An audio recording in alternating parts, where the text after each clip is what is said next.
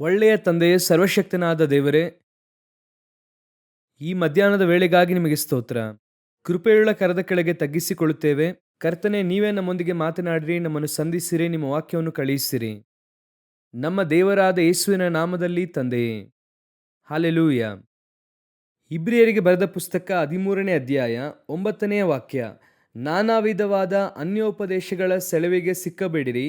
ದೇವರ ಕೃಪೆಯನ್ನು ಆತುಕೊಂಡು ಮನಸ್ಸನ್ನು ದೃಢ ಮಾಡಿಕೊಳ್ಳುವುದು ಉತ್ತಮವೇ. ಭೋಜನ ಪದಾರ್ಥಗಳನ್ನು ವಿಶೇಷಿಸುವುದರಿಂದ ಅದು ಆಗುವುದಿಲ್ಲ.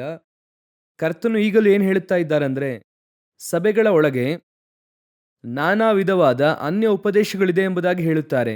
ಅನ್ಯ ಉಪದೇಶ ಅಂದರೆ ಏನೆಂದು ಕೇಳುವುದಾದರೆ, ಸಾಮಾನ್ಯವಾಗಿ ನಾವು ಬೈಬಲ್ನ ಅಡಿಪಾಯದಲ್ಲಿರುವಂತಹ ಒಳ್ಳೆಯ ಉಪದೇಶದಲ್ಲೇ ನಾವಿದ್ದೇವೆ, ಸರಿಯಾದ ಉಪದೇಶದಲ್ಲಿ ನಾವಿದ್ದೇವೆ. ಹೆಚ್ಚು ಕಮ್ಮಿ ನಾನು ಯೇಸುವನ್ನು ಸ್ವಂತ ರಕ್ಷಕನಾಗಿ ಅಂಗೀಕರಿಸಿಕೊಂಡು 33 ವರ್ಷಗಳಾಗಿವೆ.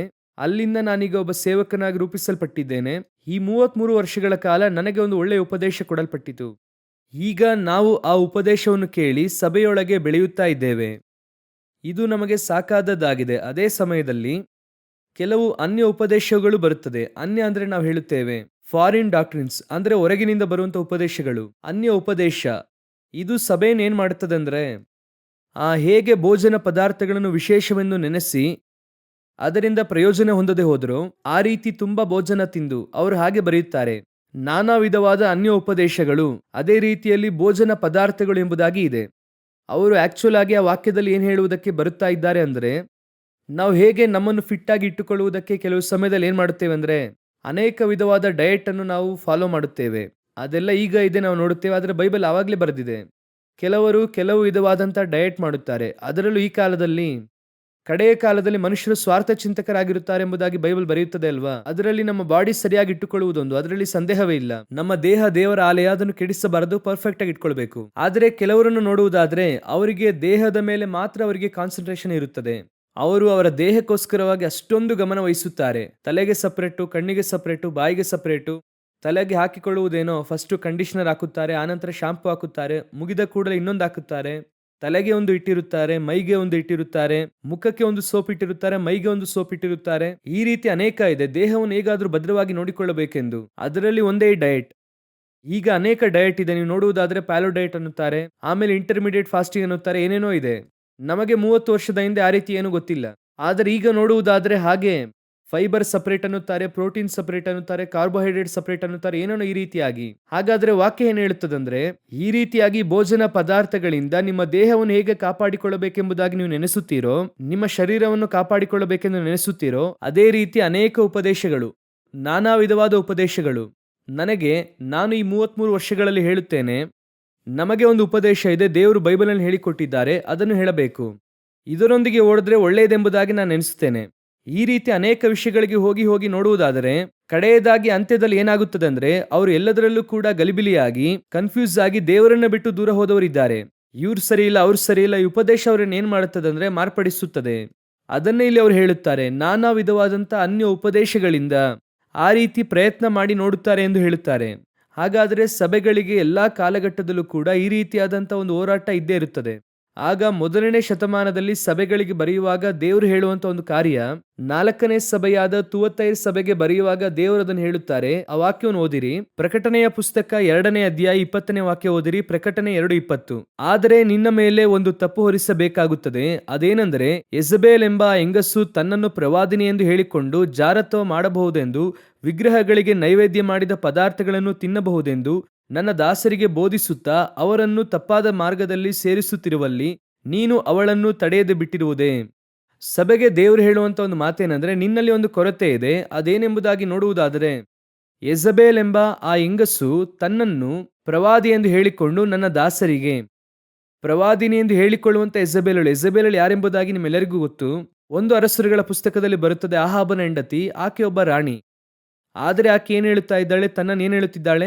ಪ್ರವಾದಿನಿ ಎಂದು ಹೇಳಿಕೊಳ್ಳುತ್ತಿದ್ದಾಳೆ, ಸೇವಕಿ ಎಂದು ಹೇಳಿಕೊಳ್ಳುತ್ತಿದ್ದಾಳೆ. ಹೇಳುವುದು ಮಾತ್ರವಲ್ಲದೆ ಏನು ಮಾಡುತ್ತಿದ್ದಾಳೆ ಅಂದ್ರೆ, ದೇವರ ಸೇವಕರನ್ನು ಮೋಸ ಹೋಗುವಂತೆ ಬೋಧನೆ ಮಾಡುತ್ತಾ ಇದ್ದಾಳಂತೆ.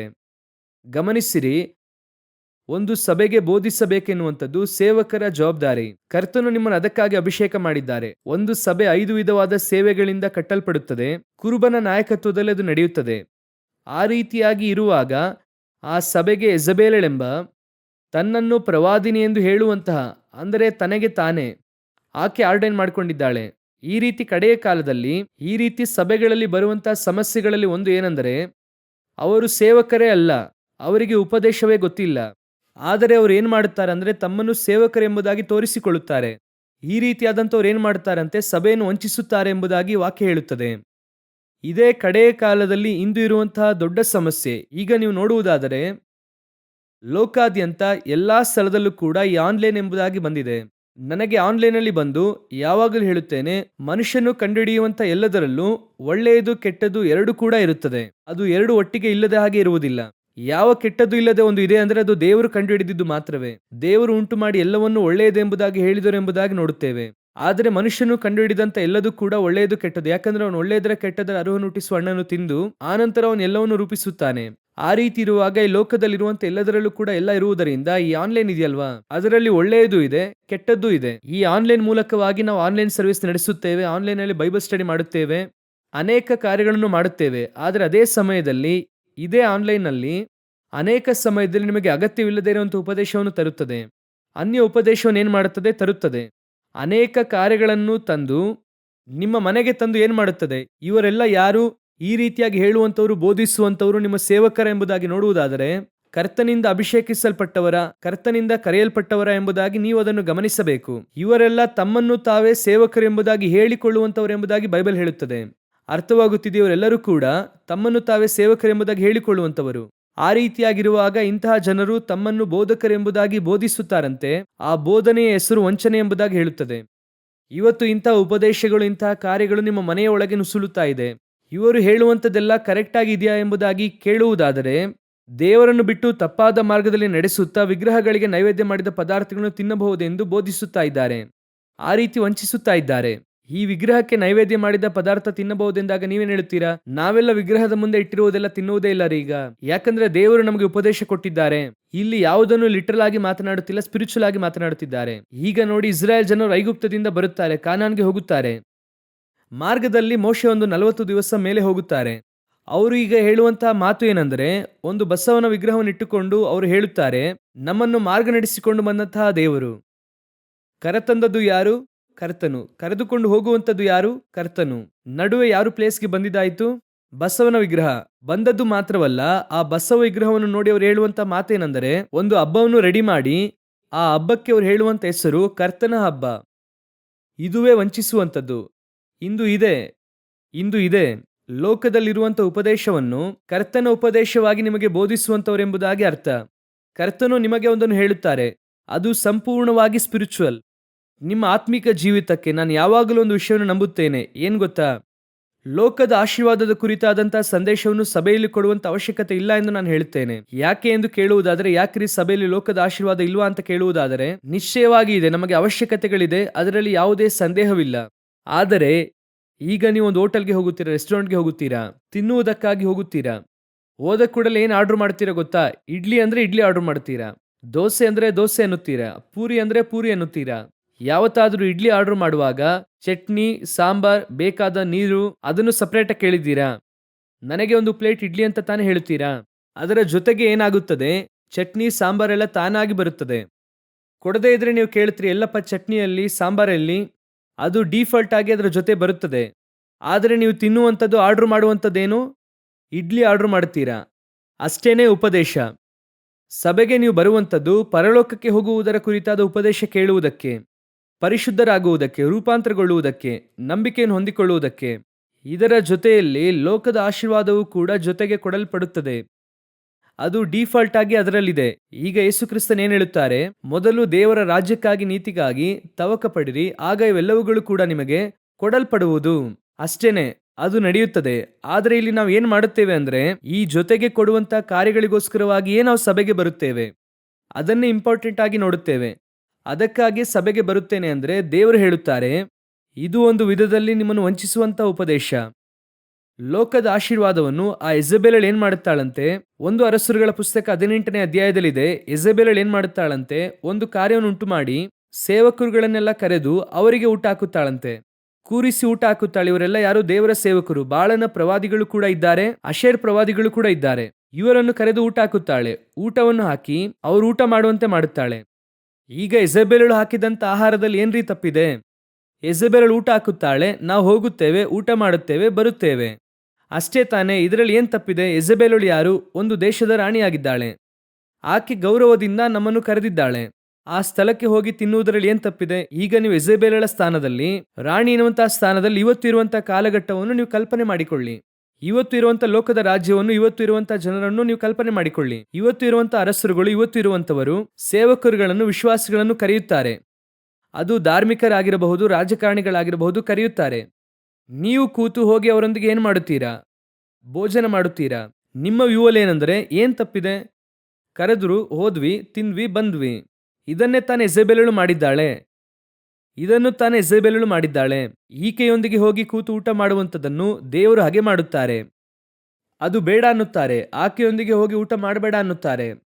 ಅನ್ಯರೊಂದಿಗೆ ಇಜ್ಜೋಡಾಗಬೇಡ ಅನ್ನುತ್ತಾರೆ. ಇಂದು ಕಡೆಯ ಕಾಲದಲ್ಲಿ ನಾನು ಹೇಳುತ್ತಿರುವುದು ಸೇವಕರಿಗೆ ಮಾತ್ರ ಅಲ್ಲ, ವಿಶ್ವಾಸಿಗಳಿಗೆ ಹೇಳುತ್ತೇನೆ. ವಿಶ್ವಾಸಿಗಳು ಲೋಕದೊಂದಿಗೆ ಇಜ್ಜೋಡಾಗಿ ಕೆಲವು ಕಾರ್ಯಗಳಲ್ಲಿ ತಮ್ಮನ್ನು ಅವ್ರು ಏನ್ ಮಾಡುತ್ತಾರೆ ಅಂದ್ರೆ ಕಾಂಪ್ರಮೈಸ್ ಮಾಡಿಕೊಳ್ಳುತ್ತಾರೆ. ಈ ಕಾಂಪ್ರಮೈಸ್ ಮಾಡಿಕೊಂಡು ಹೋಗುವುದರಲ್ಲಿ ಅದರಲ್ಲಿ ಏನ್ರಿ ತಪ್ಪಿದೆ? ಅವ್ರೇನ್ ಮಾಡಿದ್ರು? ಒಂದು ವಿಷಯಕ್ಕಾಗಿ ಕರೆದ್ರು, ನಾವು ಹೋದ್ವಿ, ಒಟ್ಟಾಗಿದ್ದು ಮಾಡಿದ್ವಿ. ಇದರಲ್ಲಿ ಏನ್ ತಪ್ಪಿದೆ? ದೇವ್ರು ಹೇಳುತ್ತಾರೆ, ಎರಡು ಆಲೋಚನೆಗಳಿಂದ ಬಗ್ಗಿ ನಡೆಯುವಂತವನು ಅವರಿಗೆ ಸಂಬಂಧಪಟ್ಟವನಲ್ಲ. ಕರ್ತನು ದೇವರಾಗಿದ್ದರೆ ಕರ್ತನ ಬಳಿಗೆ ಬನ್ನಿ, ಬಾಳನು ದೇವರಾಗಿದ್ದರೆ ಬಾಳನ ಬಳಿಗೆ ಹೋಗಿ. ಒಂದು ಇದು, ಇಲ್ಲ ಅಂದ್ರೆ ಅದು. ಹಾಗಾದರೆ ನಿಮಗೆ ಸಭೆಯ ಒಳಗೆ ಒಂದು ಜೀವಿತ ಜೀವಿಸಬೇಕು, ಸಭೆಯ ಹೊರಗೆ ಒಂದು ಜೀವಿತ ಜೀವಿಸಬೇಕು. ಸಭೆಯ ಹೊರಗೆ ನೀವು ಮಾಡುವಂಥದ್ದು ಸರಿ, ಸಭೆಯ ಒಳಗೆ ನೀವು ಹೇಳುವಂಥದ್ದು ಸರಿ.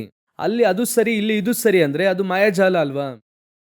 ಒಂದು ಇಲ್ಲಿ ಇದು ಅಂದ್ರೆ ಅಲ್ಲಿ ಅದೇ, ಅಲ್ಲಿ ಅದೇ ಅಂದ್ರೆ ಇಲ್ಲೂ ಅದೇನೆ. ಎರಡು ಬೇರೆಯಾಗಿ ಬರುವುದಿಲ್ಲ ಅಲ್ವಾ? ಒಂದು, ನಾವಿಲ್ಲಿ ಒಂದು ವಿಷಯವನ್ನು ಹೇಳುವಾಗ ನೀವು ಒಪ್ಪಿಕೊಳ್ಳುತ್ತೀರಾ, ಆದರೆ ನೀವು ಅದಕ್ಕೆ ಆಪೋಸಿಟ್ ಆಗಿ ಹೇಳುತ್ತೀರಾ. ಅದನ್ನು ನಾವು ಖಂಡಿಸುವಾಗ ಅದು ಲೋಕದಲ್ಲಿ ನಾವು ಆ ರೀತಿಯಾಗಿ ಇರೋಕ್ ಸಾಧ್ಯ. ನಾನು ಹೇಳುತ್ತೇನೆ, ಇದೇ ಯೆಜೆಬೇಲಳ ಪಂಕ್ತಿ. ಅಲ್ಲಿ ಹೋಗಿ ಕೂತುಕೊಂಡು ಅವರೊಂದಿಗೆ ಇದ್ದೇವೆ, ಅವರೊಂದಿಗೆ ಸೇರುತ್ತೇವೆ, ಅವರೊಂದಿಗೆ ಒಂದಾಗಿರುತ್ತೇವೆ. ಇಲ್ಲಿ ಬರುವಾಗ ಇವರೊಂದಿಗೆ ಸೇರಬೇಕು, ಇವರೊಂದಿಗೆ ಒಂದಾಗಿರಬೇಕು. ಇಲ್ಲಿಯೂ ಒಳ್ಳೆಯವನಾಗಿ ತೋರಿಸಿಕೊಳ್ಳುತ್ತೇನೆ, ಅಲ್ಲಿಯೂ ಒಳ್ಳೆಯವನಾಗಿ ತೋರಿಸಿಕೊಳ್ಳುತ್ತೇನೆ. ಇದನ್ನು ದೇವರು ಹಾಗೆ ಮಾಡುತ್ತಾರೆ. ಒಂದು ದೇವರ ಪಂಕ್ತಿ, ಇಲ್ಲ ಅಂದ್ರೆ ಯೆಜೆಬೇಲಳ ಪಂಕ್ತಿ. 1 ಕೊರಿಂಥದವರಿಗೆ 10ನೇ ಅಧ್ಯಾಯ 21ನೇ ವಾಕ್ಯ ಓದಿರಿ. ನೀವು ಕರ್ತನ ಪಾತ್ರೆ ಮತ್ತು ದೆವ್ವಗಳ ಪಾತ್ರೆ, ಇವುಗಳೊಳಗೆ ಒಂದರಲ್ಲಿಯೇ ಹೊರತು ಎರಡರಲ್ಲಿಯೂ ಕುಡಿಯಲಾರಿರಿ. ಕರ್ತನ ಪಾತ್ರೆಯಲ್ಲೂ ದೆವ್ವಗಳ ಪಾತ್ರೆಯಲ್ಲೂ ಎರಡರಲ್ಲೂ ಕುಡಿಯಬಾರದು. ಒಂದು ಕರ್ತನ ಪಾತ್ರೆ, ಇಲ್ಲಿ ದೇವರ ಪಾತ್ರೆ, ಇದು ಪರಿಶುದ್ಧವಾದದ್ದು.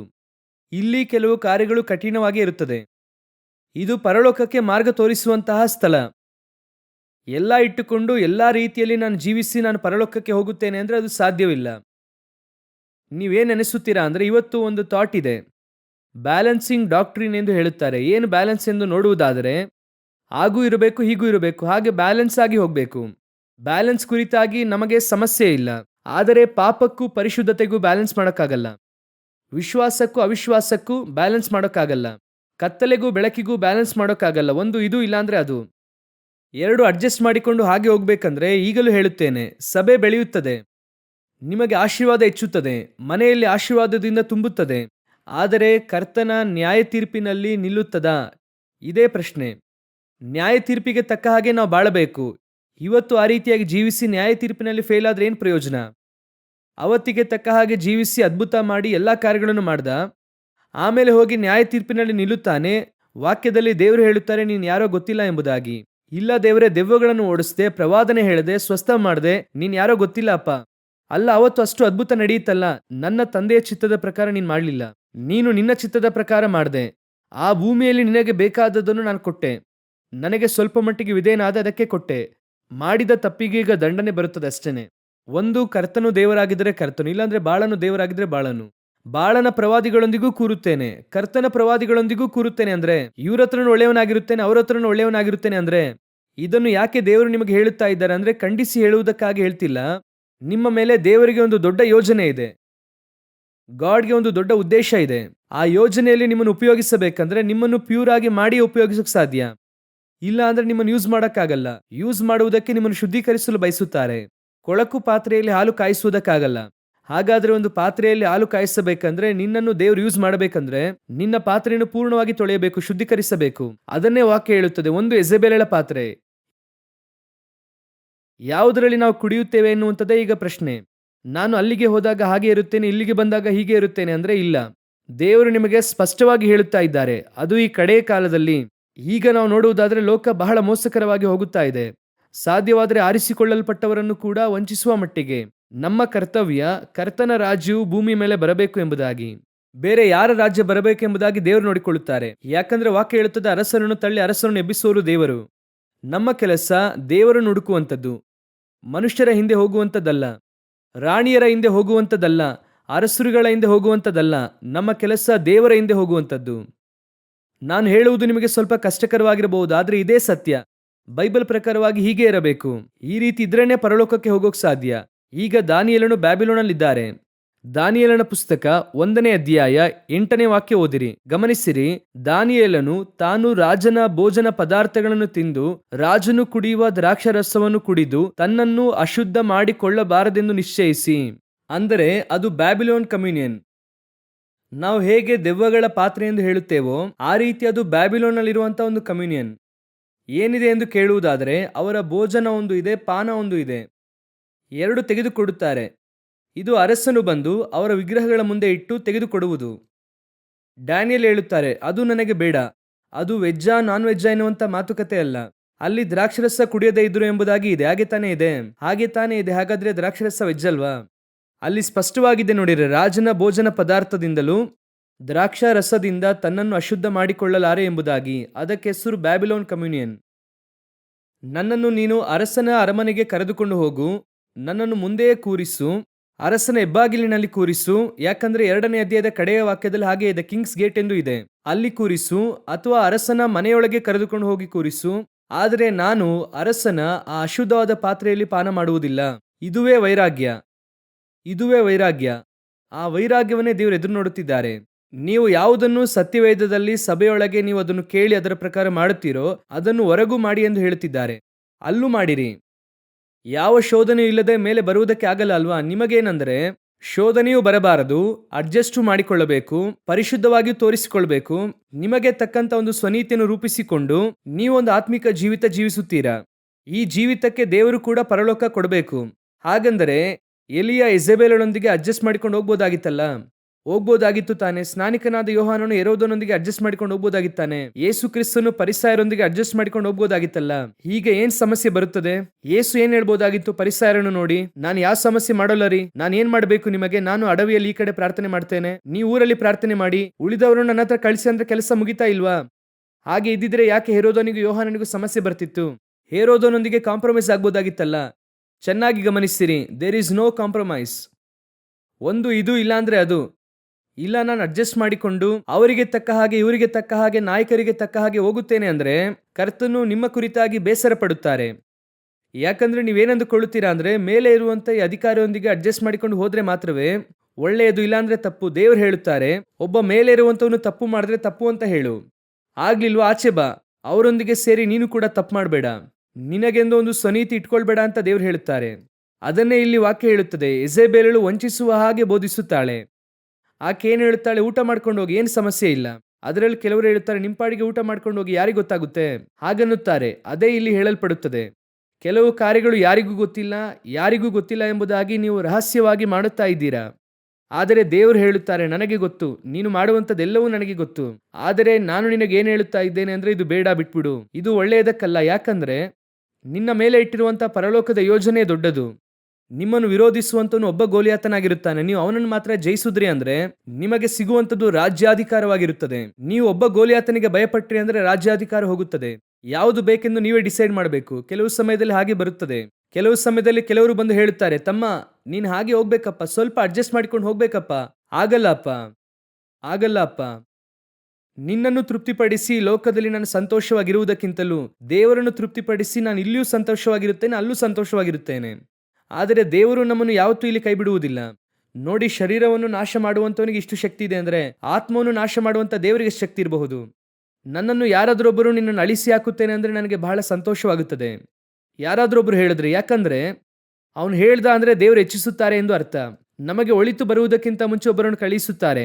ನೀನು ಹೆಂಗೆ ಮೇಲೆ ಬರುತ್ತೀಯ ಎಂಬುದಾಗಿ ನಾನು ನೋಡುತ್ತೇನೆ. ಹೌದಾ? ಪ್ರೈಸ್ ದ ಲಾರ್ಡ್, ಸ್ತೋತ್ರ. ನಾವು ಮೇಲೆ ಬರುತ್ತೇವೆ. ಗಮನಿಸಿರಿ, ನಮಗೆ ವಿರುದ್ಧವಾಗಿ ಕಲ್ಪಿಸುವಂತ ಯಾವ ಆಯುಧಗಳು ಕೂಡ ಫಲಿಸುವುದಿಲ್ಲ. ನೀವು ನಾನು ಚಿಂತೆ ಪಡಬೇಕಾದ ಅವಶ್ಯಕತೆ ಇಲ್ಲವೇ ಇಲ್ಲ. ನಮ್ಮನ್ನು ಕರೆದಾತನು ನಂಬಿಗಸ್ತನು. ಸತ್ಯವನ್ನು ಎದುರಿಸಿ 10,000 ಜನ ನಿಂತರೂ ಕೂಡ ಕರ್ತನಿಗೋಸ್ಕರ ಸತ್ಯಕ್ಕಾಗಿ ನಿಲ್ಲುವಂತ ಒಬ್ಬ ಮನುಷ್ಯನ ದೇವರು ಹುಡುಕುತ್ತಾರೆ. ನೀವು ನಿಂತು ನೋಡಿರಿ, ಯೆಜೆಬೇಲಳ ಪಂಕ್ತಿಯಲ್ಲಿ ತಿನ್ನುವುದಿಲ್ಲ ಎಂಬುದಾಗಿ ಹೇಳಿ ನೋಡಿ. ಕರ್ತನು ನಿಮಗೆ 2ನೇ ಭೋಜನ ಕೊಡುತ್ತಾರೆ. ಏನು ಕೊಡುತ್ತಾರೆ ಎಂಬುದಾಗಿ ಓದಿರಿ. 1 ಅರಸರುಗಳ ಪುಸ್ತಕ 18ನೇ ಅಧ್ಯಾಯ 13ನೇ ವಾಕ್ಯವನ್ನು ಓದಿರಿ. ಇಜಬೇಲಳು ಯೆಹೋವನ ಪ್ರವಾದಿಗಳನ್ನು ಸಂಹರಿಸುತ್ತಿರುವಾಗ ನಾನು ಮಾಡಿದ್ದು ನನ್ನ ಸ್ವಾಮಿಯಾದ ನಿನಗೆ ತಿಳಿಸಲ್ಪಡಲಿಲ್ಲವೋ? ಅದರಲ್ಲಿ 100 ಮಂದಿಯನ್ನು ತೆಗೆದುಕೊಂಡು 50 ಮಂದಿಯನ್ನಾಗಿ ಗವಿಗಳಲ್ಲಿ ಅಡಗಿಸಿಟ್ಟು ಅನ್ನಪಾನಗಳನ್ನು ಕೊಟ್ಟು ಸಾಕಿದೆನಲ್ಲವೇ? ಈಗ 2ನೇದಾಗಿ ನೋಡಿರಿ, ಇದು ಇನ್ನೊಂದು ವಿಧವಾದ ಪರಾಂಬರಿಸುವಿಕೆ. ಫಸ್ಟು ಯಾವುದೋ ಒಂದು ಆದಾಯಕ್ಕೋಸ್ಕರವಾಗಿ ಯೆಜೆಬೇಲಳ ಪಂಕ್ತಿಯಲ್ಲಿ ಕೂತುಕೊಂಡಿದ್ದಾಯಿತು. ಏನೋ ಯೆಜೆಬೇಲಳಲ್ಲಿ ಸಿಗುತ್ತದೆ, ಯಾಕೆ ಯೆಜೆಬೇಲಳನ್ನು ಹಾಗೆ ಮಾಡಬೇಕು? ಆಕೆ ದೊಡ್ಡ ವ್ಯಕ್ತಿ, ಆಕೆಯೊಂದಿಗೆ ಇದ್ದು ನಾವು ಸ್ವಲ್ಪ ಹಾಗೆ ಅಡ್ಜಸ್ಟ್ ಮಾಡಿಕೊಂಡು ಹೋದ್ವಿ ಅಂದ್ರೆ ನಮ್ಮ ಜೀವಿತ ಚೆನ್ನಾಗಿ ಓಡುತ್ತದೆ, ಏನೋ ಆಶೀರ್ವಾದವಾಗಿರುತ್ತದೆ. ಯೆಜೆಬೇಲಳು ಏನ್ ಮಾಡುತ್ತಾಳೆ?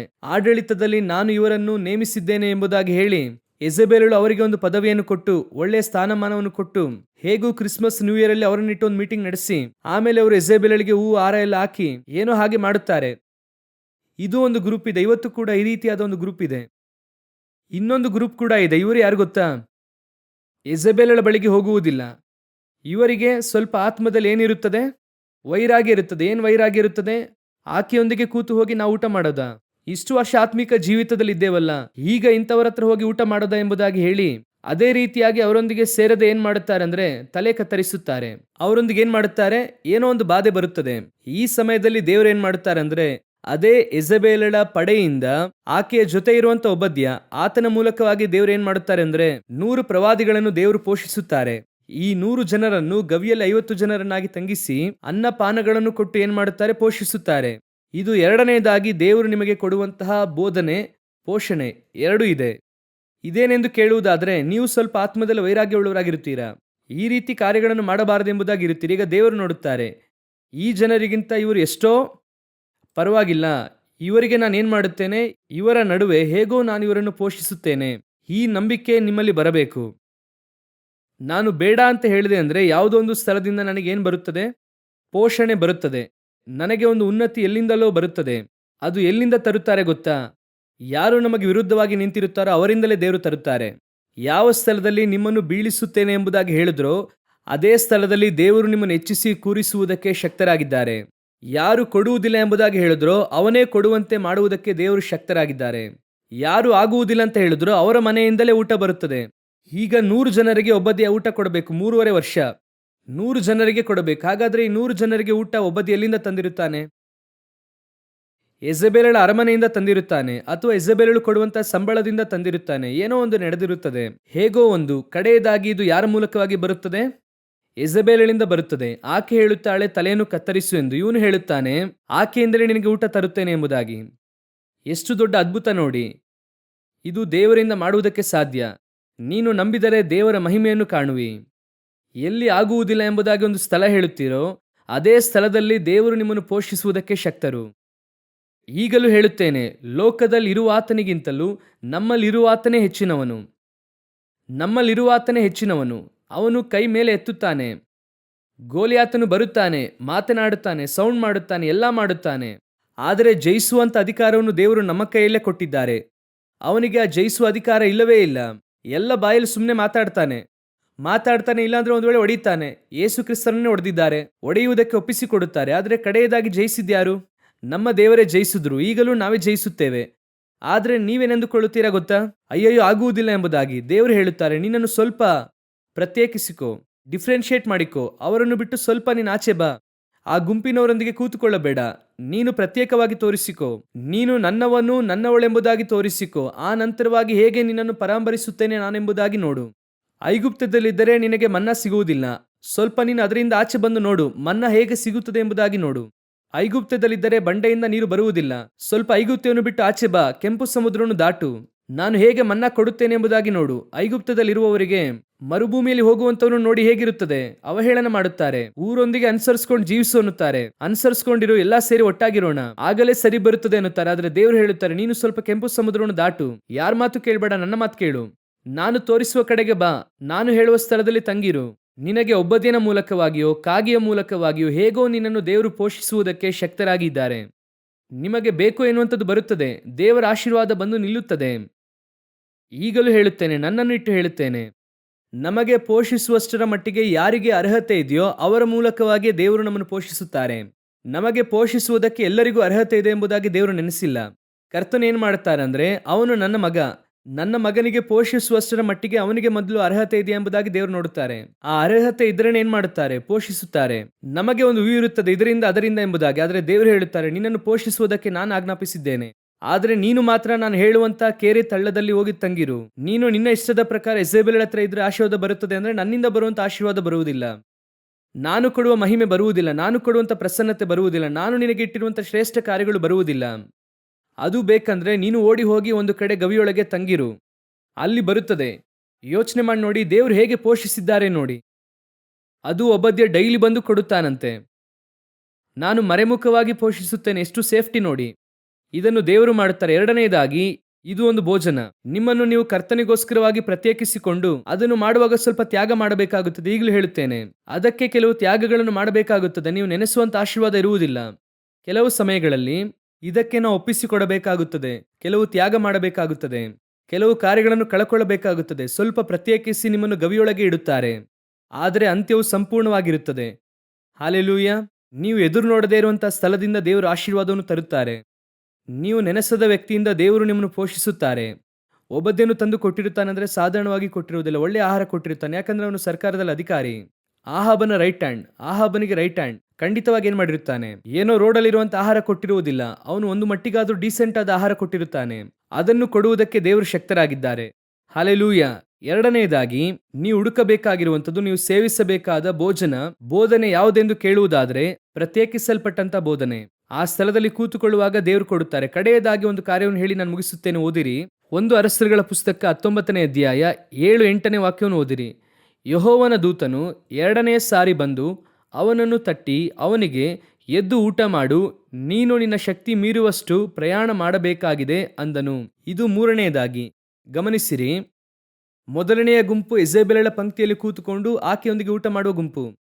ಆ ಗುಂಪಿಗೂ ಕೂಡ ಒಂದು ಆಶೀರ್ವಾದ ಸಿಗುತ್ತದೆ. ಅದು ಯೆಜೆಬೆಲಳ ಮೂಲಕವಾಗಿ ಬರುವಂತ ಆಶೀರ್ವಾದ. ಒಂದು ದಿನ ಆಶೀರ್ವಾದ ಏನಾಯಿತು ಗೊತ್ತಾ? ಎಲಿಯನೆಂಬುವನಿಂದ ಎಲ್ಲರನ್ನು ಕತ್ತರಿಸಿ ಹಾಕು ಅಂದ. ಏನಾಯಿತು? ನ್ಯಾಯ ತೀರ್ಪಿನಲ್ಲಿ ಅವರು ಯಾರೂ ನೆಲೆಯಾಗಿ ನಿಲ್ಲಲಿಲ್ಲ, ಎಲ್ಲರೂ ಕತ್ತರಿಸಲ್ಪಟ್ಟರು. ಎರಡನೆಯದಾಗಿ ಒಂದು ಗುಂಪಿದೆ, ಇದು ಗವಿಯೊಳಗೆ ತಂಗಿರುವಂತ ಗುಂಪು. ಇವ್ರ ಹತ್ರ ಏನಂದ್ರೆ, ಇವರು ಪ್ರತ್ಯೇಕಿಸಲ್ಪಟ್ಟಿರುತ್ತಾರೆ, ಯೆಜೆಬೆಲಳೊಂದಿಗೆ ಸೇರುವುದಿಲ್ಲ. ಅವನುಂಟು, ಅವನ ಕೆಲಸ ಉಂಟು ಅಂತ ಇರುತ್ತಾನೆ. ಕೆಲವರು ಹೇಳುತ್ತಾರೆ, ನೋಡಿದ್ದೀರಾ, ಅವನಾಯಿತು, ಅವನ ಕೆಲಸವಾಯಿತು, ನಾವು ಹೋದ್ವಿ ಬಂದ್ವಿ, ನಮ್ಗೆ ಯಾಕ್ರಿ ಸಮಸ್ಯೆ, ಯಾರಿಗೇನಾದ್ರೆ ನಮಗೇನು? ತಪ್ಪು ನಡೆಯದಿದ್ರು ಕೇಳುವುದಿಲ್ಲ, ನಡೆದ್ರೂ ಕೇಳುವುದಿಲ್ಲ. ಆದ್ರೆ ಅವನು ಕರೆಕ್ಟ್ ಆಗಿರ್ತಾನೆ. ಅವರ ಪ್ರಕಾರ ಹೇಗಿರುತ್ತಾರೆ? ಪರ್ಫೆಕ್ಟ್ ಆಗಿರುತ್ತಾರೆ. ಬೇರೆಯವ್ರು ತಪ್ಪು ಮಾಡಿದ್ರೆ ಅವ್ರಿಗೇನಿಲ್ಲ, ಯಾವ ಚಿಂತೆಯೂ ಇಲ್ಲ. ಕೇಳಿದ್ರೆ ಯಾಕೆ ಸುಮ್ಮನೆ ಸಮಸ್ಯೆ? ಯೆಜೆಬೆಲಳನ್ನು ಎದುರಿಸಬೇಕಾಗುತ್ತದೆ. ಅದಕ್ಕಿಂತ ಬದಲಾಗಿ ಒಬ್ಬದೇ ಊಟ ಕೊಡುತ್ತಾನಾ, ತಿಂದ್ವಾ, ಪ್ರಾರ್ಥನೆ ಮಾಡಿದ್ವಾ, ಗವಿಯೊಳಗಿದ್ದೇವಾ, ದೇವರು ಒಂದು ದಿನ ಬಿಡುಗಡೆ ಮಾಡುತ್ತಾರೆ ಎಂಬುದಾಗಿ ವೆಯ್ಟ್ ಮಾಡೋಣ. ಈ ರೀತಿ ಒಂದು ಗುಂಪಿದೆ. ಚೆನ್ನಾಗಿದೆಯಾ ಇಲ್ವಾ? ಚೆನ್ನಾಗಿದೆಯಾ ಇಲ್ವಾ? ಇದುವೇ 90% ಗುಂಪು ಇವತ್ತು. ಆತ್ಮೀಕ ಜಗತ್ತಿನಲ್ಲಿ 90% ಗುಂಪು ಹೇಗೆ ಅಂದರೆ, ಸಭೆ ಹೇಗಿದ್ರೆ ಏನು, ಆತ್ಮಿಕ ಜಗತ್ತು ಹೇಗಿದ್ರೆ ಏನು, ಯಾರು ಎಂತಹ ಸುಳ್ಳು ಉಪದೇಶ ಮಾತಾಡಿದ್ರೆ ಏನು, ಯಾರೇ ಬಂದು ಸಭೆಯನ್ನು ವಂಚಿಸಿದ್ರೆ ಏನು, ಇದು ಯಾವುದರ ಕುರಿತಾಗಿ ಅವ್ರಿಗೇನಿರೋದಿಲ್ಲ, ಚಿಂತೆ ಇಲ್ಲ. ಆದರೆ ಅವ್ರು ಪರ್ಫೆಕ್ಟ್ ಆಗಿರ್ತಾರೆ. ನಾನು ಯಾವ ಕಳಂಕ ಇಲ್ಲದೆ ನೋಡಿಕೊಳ್ಳುತ್ತೇನೆ, ದೋಷ ಇಲ್ಲದೆ ನೋಡಿಕೊಳ್ಳುತ್ತೇನೆ. ಅದನ್ನು ಬಿಟ್ರೆ ಯೆಜೆಬೆಲಳ ಪಂಕ್ತಿಯಲ್ಲಿ ಕೂತುಕೊಳ್ಳುವವನ ಕುರಿತು ಚಿಂತೆ ಇಲ್ಲ. ಯಾಕಂದ್ರೆ ಅವನೇನು ಸರಿಯಾಗ್ತಾನಾ? ಅವನ ಹತ್ರ ದೇವರಿಲ್ವಾ? ದೇವರು ಅವನಿಗೆ ಹೇಳೋದಿಲ್ವಾ, ನಮ್ಮ ಕೆಲಸ ನಾವು ನೋಡೋಣ, ನಾವಾಯ್ತು, ನಮ್ಮ ಕೆಲಸ ಆಯಿತು. ಈ ರೀತಿ ಒಂದು ಗ್ರೂಪ್ ಇದೆ. ಇದೇ ಮೆಜಾರಿಟಿ. ಇವರ ಮೇಲೆ ಕರ್ತನಿಗೆ ಕೋಪವಿಲ್ಲ, ಆದರೆ ಇವರನ್ನು ದೇವರು ಉಪಯೋಗಿಸುವುದಕ್ಕೆ ಆಗಲ್ಲ. ಇವರನ್ನು ಏನ್ ಮಾಡೋಕ್ಕಾಗಲ್ಲ? ಉಪಯೋಗಿಸಕ್ಕಾಗಲ್ಲ. ಯಾಕಂದ್ರೆ ಒಂದು ವಿಧವಾದ ಸೆಲ್ಫಿಶ್ ಇವರು, ಒಂದು ರೀತಿಯಾದ. ಆದರೆ ಇವರು ದೇವರನ್ನು ನಂಬಿ ಬಂದಿರುವುದರಿಂದ ದೇವರೇನ್ ಮಾಡ್ತಾರೆ? ಪೋಷಿಸುತ್ತಾರೆ, ಕೊಡುತ್ತಾರೆ, ಉಪದೇಶವನ್ನು ಕೊಡುತ್ತಾರೆ. ಚೆನ್ನಾಗಿ ಹೋಗುತ್ತದೆ, ಆತ್ಮಿಕ ಜೀವಿತ ಹೋಗುತ್ತದೆ. ಆದರೆ ಉಪ್ಪು ಖಾರ ಇಲ್ಲದೆ ಸಪ್ಪೆ ಅಂತೀವಲ್ಲ, ಆ ರೀತಿಯಾದ ವ್ಯಕ್ತಿಯವರು. ಅವರ ಪಾಡಿಗಿರುತ್ತಾರೆ. ಕೆಲವರು ಚರ್ಚ್ನಲ್ಲಿ ನೋಡುವುದಾದರೆ 10 ವರ್ಷದಿಂದ ಬರುತ್ತಾ ಇರುತ್ತಾರೆ. ಸ್ವಲ್ಪ ಹೆಮ್ಮೆಯಿಂದ ಹೇಳುತ್ತಾರೆ. ಏನು ಹೇಳುತ್ತಾರೆ ಅಂದರೆ, ನಾವು ಚರ್ಚಿಗೆ ಹೋಗುತ್ತೇವೆ, ಹಿಂದೆ ಕೂತುಕೊಳ್ಳುತ್ತೇವೆ, ಆರಂಭವಾದ ನಂತರವೇ ಹೋಗುತ್ತೇವೆ, ಕಡೆಯ ಪ್ರಾರ್ಥನೆಯಲ್ಲಿ ಎದ್ದು ಮನೆಗೆ ಹೋಗುತ್ತೇವೆ. ನಾವು ಯಾವುದರಲ್ಲೂ ಸೇರಿಕೊಳ್ಳುವುದಿಲ್ಲ ರೀ. ನಾವು ಚರ್ಚಿಗೆ ಹೋದ್ವಾ, ಆರಾಧನೆ ಮಾಡಿದ್ವಾ, ಮನೆಗೆ ಹೋದ್ವಾ ಅಂತ ಇರಬೇಕು. ನಾವ್ಯಾಕೆ ಬೇರೆ ವಿಷಯದಲ್ಲಿ ತಲೆ ಇಡೋದನ್ನುತ್ತಾರೆ. ಇದೇ ರೀತಿ ನಿಮ್ಮ ಮನೆಯಲ್ಲಿ ಹೇಳಿ ನೋಡಿ ಅಂತ ಹೇಳ್ತೇನೆ.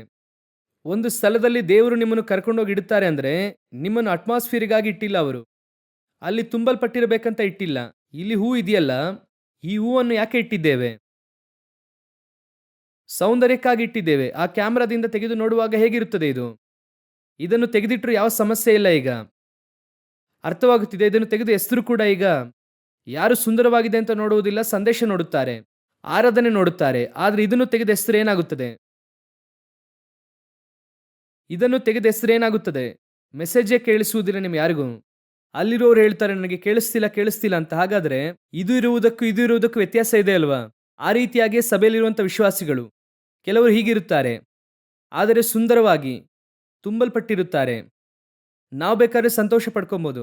ಸಂಪೂರ್ಣವಾಗಿದೆ. ನಿಮ್ಮಿಂದ ದೇವರಿಗೆ ಏನು ಪ್ರಯೋಜನ? ದೇವದರ್ಶನ ಗುಡಾರವನ್ನು ನೋಡಿ. ದೇವದರ್ಶನ ಗುಡಾರದಲ್ಲಿ ದೇವರು ಎಲ್ಲ ಪಾತ್ರೆ ಮಾಡುವುದಕ್ಕೆ ಹೇಳುತ್ತಾರೆ. ಯಾವುದಾದ್ರಲ್ಲಿ ಸುಮ್ಮನೆ ಇದ್ದದನ್ನು ನೋಡಿದ್ದೀರಾ? ದೇವದರ್ಶನ ಗುಡಾರದಲ್ಲಿ ಯಾವುದಾದ್ರೂ ವೇಸ್ಟ್ ಆಗಿದೆಯಾ? ದೇವರು ನೋಡಿ ಸೌಂದರ್ಯಕ್ಕೆ 2 ಹೂವನ್ನು ನೇತಾಕು ಅಂತ ಹೇಳಿದ್ರ?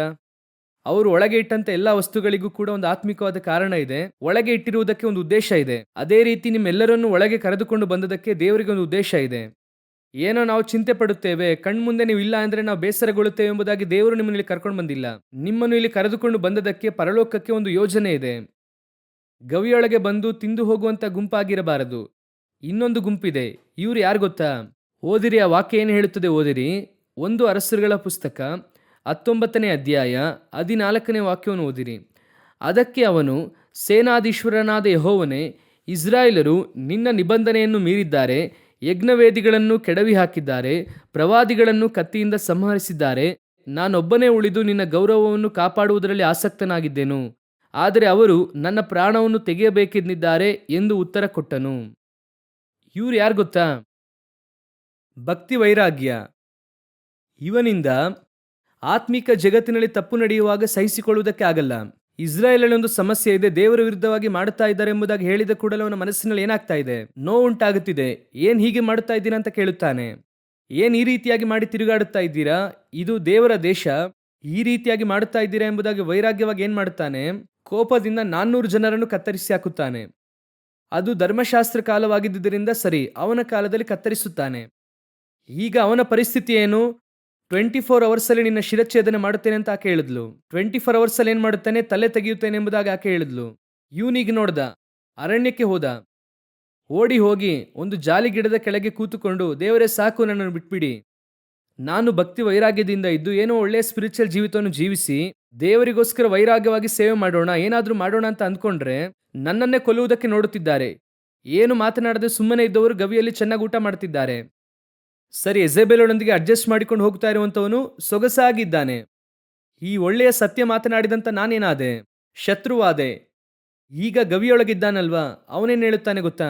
ಎಲಿಯನನ್ನು ನೋಡಿ, ಇವನು ಸುಮ್ಮನೆ ಬಾಯಿನ ಮುಚ್ಕೊಂಡಿದ್ದರೆ ಚೆನ್ನಾಗಿರ್ತಿತ್ತು. ಗವಿಯೊಳಗಿರೋನು ಏನು ಹೇಳ್ತಾನೆ? ನೀನು ಬಾಯಿ ಇಟ್ಟುಕೊಂಡು ಸುಮ್ಮನೆ ಇರಬೇಕಾಗಿತ್ತು. ನಾವಿಲ್ವಾ, ಏನೋ ನಮಗೆ ಗೊತ್ತಿಲ್ಲ ಅನ್ನೋ ಥರ, ಇವನಿಗೆ ಮಾತ್ರ ವೈರಾಗ್ಯ ಇರೋ ಥರ ಸುಮ್ಮನೆ ಕೂತುಕೊಳ್ಳದೆ ಎಲ್ಲ ಮಾತನಾಡಿ ಈಗ ನೋಡಿ ಅವನ ಪರಿಸ್ಥಿತಿ, ಅಡವಿಯಲ್ಲಿ ಅಲೆದಾಡುತ್ತಿದ್ದಾನೆ. ಇವನಿಗೆ ಹಿಂಗೆ ಆಗಬೇಕು, ಇನ್ನೂ ಆಗಬೇಕು. ಇನ್ನೊಬ್ಬ ಇದನ್ನೆಲ್ಲ ಎಜೆಬೆಲ್ ಪಂಕ್ತಿಯಲ್ಲಿದ್ದವನು, ಅವನು ಹೇಳುತ್ತಾನೆ, ನಾನು ಆವಾಗಲೇ ಎಲಿಯನಿಗೆ ಹೇಳಿದೆ, ಬಾ ಎಲಿಯ, ನಿನಗೂ ಕೂಡ ಪಕ್ಕದಲ್ಲಿ ಸೀಟ್ ಹಾಕ್ಸ್ತೀನಿ, ಆಕೆ ನಮಗೆ ಬೇಕಾಗಿರುವಂಥವರೇ, ಹೇಳಿದ್ರೆ ಒಂದು ಪೋಸ್ಟಿಂಗ್ ಹಾಕಿಸ್ಕೊಡ್ತಾರೆ, ನಿನ್ ಪಾಡಿಗೆ ಚೆನ್ನಾಗಿರ್ಬೋದಾಗಿತ್ತು. ಅವನು ಒಳ್ಳೆಯ ಟ್ಯಾಲೆಂಟೆಡ್ ಫೆಲೋನೇ ರೀ, ಮಾತು ಕೇಳ್ದಲ್ಲಿ ಈ ರೀತಿ ಕೆಟ್ಟೋದ, ಇವನಿಗೆ ಬದುಕೋಕೆ ಗೊತ್ತಿಲ್ಲ ಅಂತ ಅವನು ಹೇಳ್ತಾನೆ. ಇವನು ಹೇಳುತ್ತಾನೆ, ಏನ್ ದೇವರೇ, ಅಂಥವನು ಚೆನ್ನಾಗಿದ್ದಾನೆ, ಇಂಥವನು ಗವಿಯೊಳಗಿದ್ದಾನೆ, ನಾನೊಬ್ಬನು ಮಾತ್ರ ಗವಿಯೊಳಗೆ ಸುತ್ತುತ್ತಾ ಇದ್ದೇನೆ. ದೇವರು ಹೇಳ್ತಾರೆ, ಎಲಿಯನೇ, ಅವನು ತಿನ್ನುತ್ತಿರುವುದು ಎಜೆಬೆಲಳ ಆಹಾರ, ಇವನು ತಿನ್ನುತ್ತಿರುವುದು ಒಬದ್ಯನ ಆಹಾರ, ಆದರೆ ನೀನು ತಿನ್ನುತ್ತಾ ಇದೆಯಲ್ಲ, ಅದು ನನ್ನ ಆಹಾರ. ಪರಲೋಕದಿಂದ ದೂತನನ್ನು ಕಳುಹಿಸಿ ನಾನು ನಿನ್ನನ್ನು ಪೋಷಿಸುತ್ತೇನೆ. ಅದು ಕೆಂಡದ ಮೇಲೆ ಸುಟ್ಟಂತಹ ರೊಟ್ಟಿ, ನೀರು ತಂದು ನಿನ್ನನ್ನು ಪೋಷಿಸುತ್ತಾರೆ. ನಿಮಗೂ ನನಗೂ ದೇವರು ಕೊಡುವಂತ ಎಲ್ಲ ಇದೆಯಲ್ಲ, ಅದು ಹೆವೆನ್ಲಿ ಟ್ರೆಷರ್. ನಿಮ್ಮನ್ನು ನನ್ನನ್ನು ಪರಲೋಕವು ನಡೆಸುತ್ತಾ ಇದೆ. ನೀನು ಮನುಷ್ಯನನ್ನು ನಂಬಿ ಬಾಳುವಂತವನಲ್ಲ, ಕರ್ತನನ್ನು ನಂಬಿ ಬಾಳುವಂತವನು. ನೀನು ಇಹಕ್ಕಾಗಿ ಬಾಳುವಂತವನಲ್ಲ, ಪರಕ್ಕಾಗಿ ಬಾಳುವಂತವನು. ನಿನ್ನ ಮೂಲಕವಾಗಿ ದೇವರು ಏನೋ ಒಂದು ಕಾರ್ಯವನ್ನು ಮಾಡುತ್ತಾರೆ. ನೀನೇನೋ ಜೀವಿತದಲ್ಲಿ ಇದ್ದೀನಿ, ತಿಂದೆ, ಸತ್ತೆ ಎಂಬುದಾಗಿ ಹೇಳುವುದಕ್ಕಾಗಿ ಅಲ್ಲ. ನೀನು ಸಾಯುವುದೇ ಇಲ್ಲ. ನೀನು ಎತ್ತಲ್ಪಟ್ಟು ಅವರೊಂದಿಗೆ ಹೋಗುವಂತಹ ಗುಂಪು. ಆ ಗುಂಪಿಗೆ ಇದುವೇ ಮಾರ್ಗ, ಇದೇ ರೂಟ್, ಹೀಗೆ ಹೋಗಬೇಕು. ಆ ಮರುಭೂಮಿಯ ಯಾತ್ರೆಯಲ್ಲಿ ಹೋಗುವಂಥದ್ದು ಅವಶ್ಯ. ಇಲ್ಲ ಮರುಭೂಮಿ ಬೇಡ, ಗವಿಯೊಳಗೆ ಹೋದರೆ ಪೀಸ್ಫುಲ್ ಆಗಿರಬಹುದು, ಇರು, ಅದು ನಿನ್ನ ಇಷ್ಟ. ಇಲ್ಲ ಈ ಸಮಸ್ಯೆ ಎಲ್ಲ ಬೇಡ, ಕಾಲಕ್ಕೆ ತಕ್ಕ ಹಾಗೆ, ಪರಿಸ್ಥಿತಿಗೆ ತಕ್ಕ ಹಾಗೆ ಯೆಜೆಬೆಲಳೊಂದಿಗೆ ಹೋಗಿ ತಿನ್ನೋಣ. ಆಮೇಲೆ ಯೆಜೆಬೆಲಳು ಹೋದ ನಂತರ ಇನ್ನೊಬ್ಬ ಬರುತ್ತಾನೆ, ಅವನೊಂದಿಗೆ ಹೋಗಿ ಸೇರುತ್ತಾರೆ. ಯೆಜೆಬೆಲಳ ನಂತರ ಏನ್ ಮಾಡುತ್ತಾರೆ? ಯೆಹೂವಿನೊಂದಿಗೂ ಸೇರುತ್ತಾರೆ. ನನಗೆ ಮುಂಚೆನೆ ಗೊತ್ತಿತ್ತು ಯೆಹೂ ನೀವೇ ಆಳ್ವಿಕೆಗೆ ಬರುತ್ತೀರಾ ಎಂದು. ನೀವು ಆಳ್ವಿಕೆಗೆ ಬರಬೇಕೆಂದು ನಾವು ಪ್ರಾರ್ಥಿಸುದ್ವಿ ಗೊತ್ತಾ? ಇವನು ಯೆಜೆಬೆಲಳೊಂದಿಗೂ ಕೂತಿರುತ್ತಾನೆ, ಯೆಹೂವಿನೊಂದಿಗೂ ಕೂತಿರುತ್ತಾನೆ. ಒಂದು ದಿನ ಬರುತ್ತದೆ, ಕತ್ತರಿಸಲ್ಪಡುತ್ತಾನೆ. ಒಂದು ದಿನ ಬರುತ್ತದೆ, ಕತ್ತರಿಸಲ್ಪಡುತ್ತಾನೆ. ಆದರೆ ಎಲಿಯ ಯಾರು ಗೊತ್ತಾ? ಅವನಲ್ಲಿ ಭಕ್ತಿ ವೈರಾಗ್ಯ ಇದೆ. ಆತ್ಮದಲ್ಲಿ ಅವನಿಗೆ ಒಂದು ವೈರಾಗ್ಯ ಇದೆ ದೇವರಿಗೋಸ್ಕರ. ಅವನಿಂದ ಇವರು ಯಾರೊಂದಿಗೂ ಕೂಡ ರಾಜಿಯಾಗಿ ಹೋಗುವುದಕ್ಕೆ ಆಗುವುದೇ ಇಲ್ಲ. ಇವರೊಂದಿಗೆ ರಾಜಿಯಾಗಿ ಹೋಗುವುದಕ್ಕೆ ಸಾಧ್ಯ ಇಲ್ಲ. ಯೆಜೆಬೆಲಳೊಂದಿಗೆ ಕೂರುವುದಕ್ಕೆ ನನ್ನಿಂದ ಸಾಧ್ಯವೇ ಇಲ್ಲ. ಸರಿ, ಸುಮ್ಮನೆ ಇರುತ್ತೀಯ? ಸುಮ್ಮನೆ ಕೂಡ ನನ್ನಿಂದ ಇರೋಕ್ಕಾಗಲ್ಲ. ಇಷ್ಟೆಲ್ಲ ನೋಡಿ ನಾನು ಹೇಗೆ ಸುಮ್ಮನೆ ಇರೋದು? ನಾನು ಇರುವಂತಹ ದೇಶದಲ್ಲಿ, ಕರ್ತನಿರುವಂತಹ ಒಂದು ದೇಶದಲ್ಲಿ, ಕರ್ತನಿರುವಂತಹ ಒಂದು ಸೇವೆಯಲ್ಲಿ ಈ ರೀತಿ ತಪ್ಪು ನಡೆಯುವಾಗ ನನ್ನಿಂದ ಹೇಗೆ ಕೇಳದೆ ಇರುವುದಕ್ಕೆ ಸಾಧ್ಯ? ಆದರೆ ದೇವರು ಹೇಳುತ್ತಾರೆ, ನೀನು ಇರುವಂತಹ ಸ್ಥಾನದಲ್ಲಿ ಕಡೆಯ ತನಕ ನಂಬಿಗಸ್ತನಾಗಿ ಇರು. ಈ ಲೋಕ ಹೇಳುತ್ತದೆ ತಪ್ಪಿನೊಂದಿಗೆ ರಾಜಿಯಾಗು ಎಂಬುದಾಗಿ. ರಾಜಿಯಾಗಬೇಡ, ಆಗ್ಬೇಡ. ಯೇಸು ಕ್ರಿಸ್ತನು ರಾಜಿಯಾಗಿದ್ದಿದ್ರೆ ಶಿಲುಬೆನೇ ಇರ್ತಿರ್ಲಿಲ್ಲ. ಹೌದು ತಾನು, ಯೇಸು ಕ್ರಿಸ್ತನಾಗಿ ಮಾಡಿದ್ರೆ ಶಿಲುಬೆನೇ ಇಲ್ಲ ಅಲ್ವಾ? ಸ್ನಾನಿಕನಾದ ಯೋಹಾನ ಆಗಿ ಮಾಡಿದ್ರೆ ತಲೆ ಉಳಿತಿತ್ತಲ್ವಾ? ತಲೆ ಇದ್ದು ಹೆರೋದನೊಂದಿಗೆ ಜೀವಿಸುವುದಕ್ಕಿಂತಲೂ ತಲೆ ಇಲ್ಲದೆ ಪರಲೋಕಕ್ಕೆ ಹೋಗುವುದೇ ಲೇಸು. ಎಲ್ಲವನ್ನು ಅಡ್ಜಸ್ಟ್ ಮಾಡಿಕೊಂಡು ಈ ಪರಿಸಾಯರೊಂದಿಗೆ ಜೀವಿಸುವುದಕ್ಕಿಂತಲೂ ಶಿಲುಬೆಯನ್ನು ಹೊತ್ತುಕೊಂಡು ನಿತ್ಯ ಜೀವನ ಸ್ವತಂತ್ರಿಸಿಕೊಳ್ಳುವುದು ಒಳ್ಳೆಯದು. ಇದುವೇ ಕರ್ತನು ಎದುರು ನೋಡುವಂಥ ವೈರಾಗ್ಯ. ದೇವರು ಹೇಳುತ್ತಾರೆ, ಮರುಭೂಮಿ ಎನ್ನುವಂಥದ್ದು ಬಂದೇ ಬರುತ್ತದೆ. ಎಲ್ಲರೂ ನಿಮ್ಮನ್ನು ಓಡಿಸುತ್ತಾರೆ. ಯೆಜೆಬೆಲಳ ಪಂಕ್ತಿಯಲ್ಲಿರುವಂಥವನು ಚೆನ್ನಾಗಿ ಮಾತಾಡ್ತಾನೆ, ನಿನಗೆ ಜ್ಞಾನ ಇಲ್ವಾ ಅಂತಾನೆ, ಎಲ್ಲ ಹೇಳುತ್ತಾನೆ. ಒಬದ್ಯನೊಂದಿಗೆ ಇರುವಂಥವರು ನಮ್ಮ ಪಾಡಿಗೆ ಇದ್ದಿದ್ರೆ ಏನಾದರೂ ಸಮಸ್ಯೆ ಬರ್ತಿತ್ತಾ? ನಾವೆಲ್ಲ ಇಲ್ವಾ? ಹೌದಪ್ಪ, ಯಾವ ಸಮಸ್ಯೆನೂ ಇಲ್ಲ ಅಪ್ಪ. ನೀನು ಗವಿಯೊಳಗೆ ಅಡಗಿಕೊಂಡಿರುವಂತವನಪ್ಪ. ಆದರೆ ದೇವರು ಯಾರನ್ನು ಹುಡುಕುತ್ತಾ ಇದ್ದಾರೆ ಗೊತ್ತಾ? ಒಬದ್ಯನೊಂದಿಗೆ ಇರುವಂತಹ 100 ಮಂದಿ ಅಲ್ಲ, ಯೆಜೆಬೆಲಳ ಪಂಕ್ತಿಯಲ್ಲಿರುವಂತಹ 400 ಜನ ಅಲ್ಲ. ದೇವರು ಒಬ್ಬರನ್ನು ಹುಡುಕಿದ್ರು, ಆ ಒಬ್ಬನೇ ಎಲಿಯನು. ಆ ಒಬ್ಬನಾಗಿ ನೀವು ಇರಬೇಕೆಂಬುದಾಗಿ ದೇವರು ಕರೆಯುತ್ತಿದ್ದಾರೆ. ನೀನು ಬಾ, ದೇವರು ನಿನಗೆ ವಾಗ್ದಾನ ಮಾಡುತ್ತಿದ್ದಾರೆ, ದೇವರು ನಿನಗೆ ಪ್ರವಾದನೆ ಹೇಳುತ್ತಿದ್ದಾರೆ. ಅವರಿಗೋಸ್ಕರ ಭಕ್ತಿ ವೈರಾಗ್ಯವುಳ್ಳವನಾಗಿರುವುದಾದರೆ ನಿನ್ನನ್ನು ತೆಗೆದು ಉಪಯೋಗಿಸುವುದಕ್ಕೆ ದೇವರು ಶಕ್ತರಾಗಿ ಇದ್ದಾರೆ. ಯೋಚನೆ ಮಾಡಿ ನೋಡಿ, ಆ 100 ಮಂದಿ ಪ್ರವಾದಿಗಳ ಹೆಸರು ನಮಗೆ ಗೊತ್ತಿಲ್ಲ, ಆ 400 ಮಂದಿ ಪ್ರವಾದಿಗಳ ಹೆಸರು ನಮಗೆ ಗೊತ್ತಿಲ್ಲ. ಆದರೆ ಒಬ್ಬ ಎಲಿಯನ ಹೆಸರು ಇಲ್ಲಿಯ ತನಕ 4000 ವರ್ಷಗಳಿಂದ ಬರೆಯಲ್ಪಟ್ಟಿದೆ, ಹೇಳಲ್ಪಡುತ್ತಾ ಇದೆ, ಮಾತಾಡಲ್ಪಡುತ್ತಿದೆ, ಪ್ರಸಂಗಿಸಲ್ಪಡುತ್ತಿದೆ. ಪುನಃ ಎಲಿಯ ಬರುತ್ತಾನೆ ಎಂಬುದಾಗಿ ಹೇಳಲಾಗುತ್ತಿದೆ. ಅಷ್ಟರ ಮಟ್ಟಿಗೆ ನಿಮ್ಮನ್ನು ಹೆಚ್ಚಿಸುವುದಕ್ಕೆ ದೇವರು ಶಕ್ತರಾಗಿದ್ದಾರೆ. ಹಲ್ಲೆಲೂಯ. ಅನೇಕ ಸಮಯದಲ್ಲಿ ಈ ಓಡುವಂತ ಗುಂಪಿದೆಯಲ್ಲ, ಬೇರೆ ಮಾರ್ಗವಿಲ್ಲ, ಓಡಲೇಬೇಕು. ಕೆಲವು ಸಮಯದಲ್ಲಿ ವಿರೋಧತ್ವ ಅಧಿಕವಾಗಿರುತ್ತದೆ. ಸತ್ಯವನ್ನು ನೀನು ಮಾತನಾಡುವಾಗ ಶತ್ರುವಾಗಿ ಮಾರ್ಪಡುತ್ತೀಯ. ನೀನು ಕರ್ತನಿಗೋಸ್ಕರ ಸರಿಯಾಗಿರಬೇಕೆಂಬುದಾಗಿ ತೀರ್ಮಾನಿಸುವಾಗ 4 ಕಡೆಯಿಂದಲೂ ಕೂಡ ನಿನಗೆ ಇಕ್ಕಟ್ಟಾಗುತ್ತದೆ. ಒಂದನ್ನು ಚೆನ್ನಾಗಿ ಗಮನಿಸಿರಿ, ಈ ಯೆಜೆಬೆಲಳಿರುವಂತಹ ಸ್ಥಳದಲ್ಲಿ ಯೆಜೆಬೆಲಳು ಪೂಜಿಸುವಂತ ಎಲ್ಲ ವಿಗ್ರಹಗಳು ಇರುತ್ತವೆ. ಅದರೊಂದಿಗೆ ಹೋದ್ರೆ ನಿಮಗೆ ಯಾವ ಸಮಸ್ಯೆ ಇರೋದಿಲ್ಲ, ಅದು ಎಲ್ಲಾ ಕಡೆ ಇರುತ್ತದೆ. ಅದೇ ಸಮಯದಲ್ಲಿ ಒಬದ್ಯನೊಂದಿಗೆ ಅಡ್ಜಸ್ಟ್ ಮಾಡಿಕೊಂಡು ಹೋಗುವಂತಹ ಸ್ಥಳದಲ್ಲಿ ಅದು ಕೂಡ ಚೆನ್ನಾಗಿರುತ್ತದೆ. ಆದರೆ ವೈರಾಗ್ಯವಾಗಿರುವಂತಹ ಸ್ಥಳದಲ್ಲಿ ವಿರೋಧತ್ವ ಬರುತ್ತದೆ. ಇಲ್ಲಿ ಯಾಕೆ ಕಟ್ಟುತ್ತಾ ಇದ್ದೀರಾ, ಕೆಡವಿ ಹಾಕುತ್ತೇವೆ, ಎಲ್ಲ ಮಾಡ್ತೇವೆ ಅಂತ ಹೇಳ್ತಾರೆ. ಆದರೆ ಕರ್ತನು ಒಂದು ದಿನ ನಮಗೋಸ್ಕರ ವಾದಿಸುತ್ತಾರೆ. ಅದೆಲ್ಲ ಒಂದು ದಿನ ಇಲ್ಲದೆ ಹೋಗುತ್ತದೆ. ಆದರೆ ದೇವರು ನಮ್ಮನ್ನು ನೆಲೆಯಾಗಿ ನಿಲ್ಲಿಸುವುದಕ್ಕೆ ಶಕ್ತರಾಗಿದ್ದಾರೆ. ಹಲ್ಲೆಲೂಯ. ಈಗ ಈ 3 ಸ್ಥಳದಲ್ಲಿ ನೀವು ಎಲ್ಲಿ ಇರುತ್ತೀರಾ ಎನ್ನುವಂಥದ್ದೇ ಕಡೆಯ ಪ್ರಶ್ನೆ. 3 ಸ್ಥಳದಲ್ಲಿ ನೀವು ಎಲ್ಲಿ ಇರುತ್ತೀರಾ? ಒಂದು, ಯೆಜೆಬೆಲಳೊಂದಿಗೆ ಇರಬಹುದು. ಅಂತ್ಯ ಕತ್ತರಿಸಲ್ಪಟ್ಟು ಸಾಯುತ್ತೀರಾ? ಯಾವುದರ ಕುರಿತಾಗಿ ಮಾತನಾಡದೆ ಸಮಯಕ್ಕೆ ತಕ್ಕ ಹಾಗೆ, ಪರಿಸ್ಥಿತಿಗೆ ತಕ್ಕ ಹಾಗೆ ನೀವು ರಾಜಿ ಮಾಡಿಕೊಂಡು ಮಾರ್ಪಡಿಸಿಕೊಂಡು ಪಾಪದ ಕುರಿತಾಗೆಲ್ಲ ಮಾತಾಡಬಾರದು.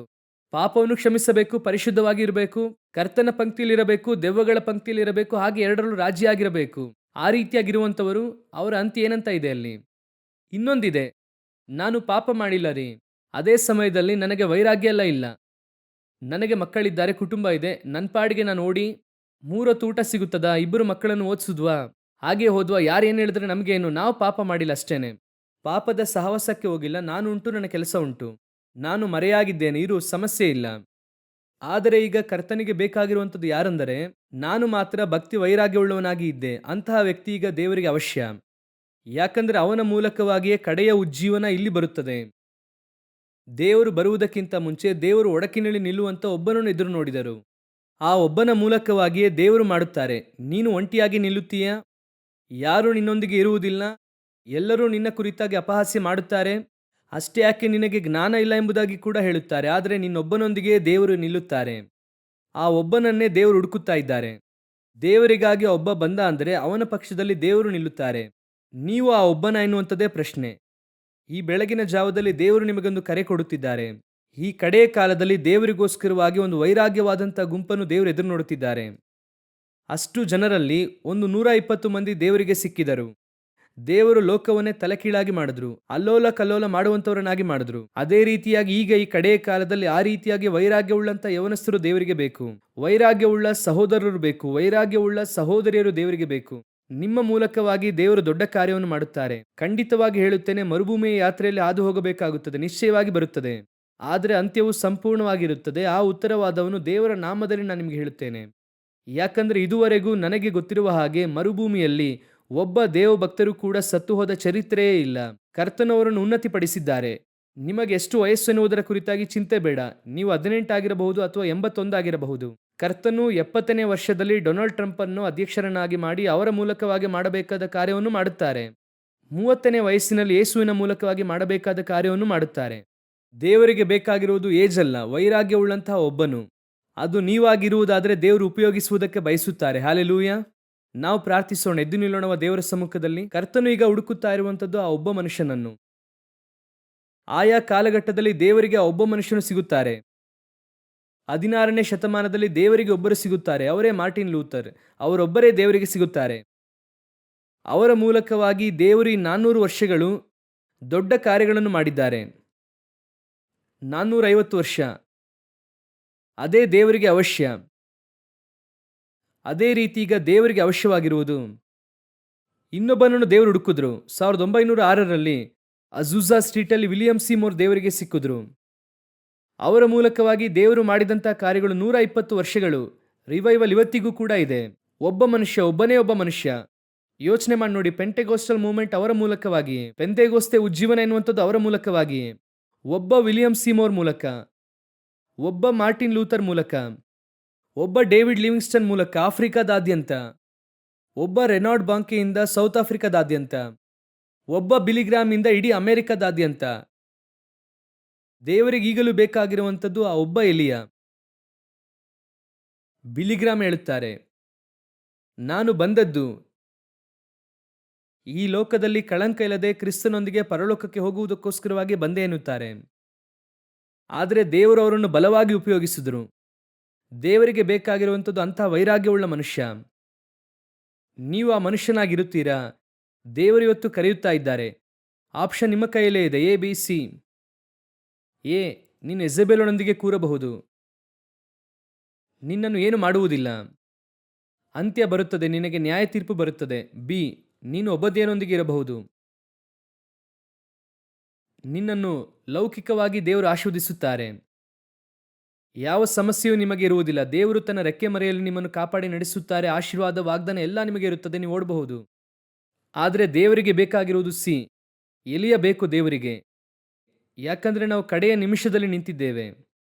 ಬೆಂಕಿ ಇಳಿಸುವಂಥ ಒಬ್ಬ ಮನುಷ್ಯ ಬೇಕು. ಮಳೆಯನ್ನಾಗಲಿ ಹನಿಯನ್ನಾಗಲಿ ತಡೆಯುವಂಥ ಒಬ್ಬ ಮನುಷ್ಯ ಬೇಕು.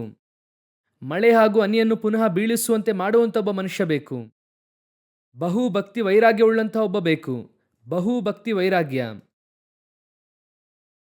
ದೇವರು ಕೇಳುತ್ತಾರೆ, ನೀನು ಆ ಮನುಷ್ಯನಾಗಿರುತ್ತೀಯಾ?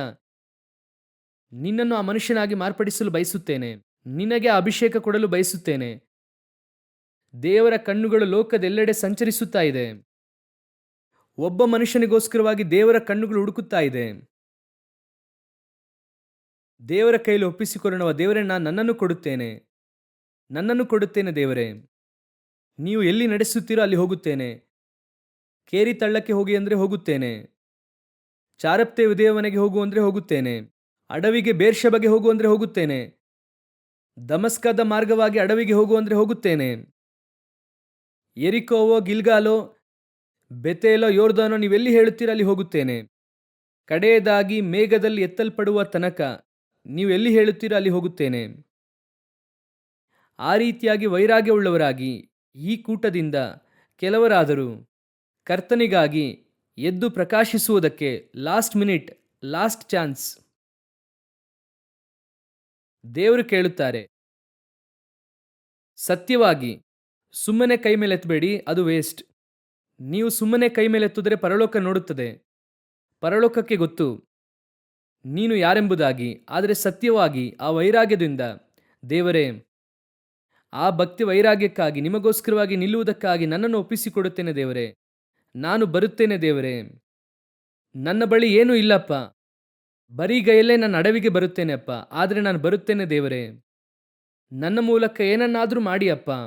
ಆ ರೀತಿ ವೈರಾಗ್ಯವಾಗಿ ಒಪ್ಪಿಸಿಕೊಡುವವರು ಮಾತ್ರ ಸುಮ್ಮನೆ ಎಲ್ಲಾ ಕೂಟದಲ್ಲಿ ಹೋಗಿ ಕೈ ಮೇಲೆತ್ತುವ ಹಾಗೆ, ಬೆಚ್ಚಗೂ ಇಲ್ಲದೆ ತಣ್ಣಗೂ ಇಲ್ಲದೆ ಯಾಕೆ ಮೇಲೆ ಕೈ ಎತ್ತುತ್ತೀವಿ ಎಂಬುದಾಗಿ ಗೊತ್ತಿಲ್ಲದೆ ಸುಮ್ಮನೆ ಹವ್ಯಾಸದಲ್ಲಿ ಎಲ್ಲಾ ಕೂಟದಲ್ಲೂ ಕೂಡ ಕೈ ಮೇಲೆತ್ತುವಂತ ಏನು ಇಲ್ಲದೆ ಇರುವಂತ ಒಂದು ಗುಂಪಿರುತ್ತದೆ. ಆ ಗುಂಪಿನವರ ಹತ್ರ ಕೈ ಮೇಲೆತ್ತದೆ. ನೀವು ಹಾಗೆ ಕೈ ಕೆಳಗೆ ಇಳಿಸಿ ಪ್ರಾರ್ಥನೆ ಮಾಡಿದ್ರೂ ಸಾಕು.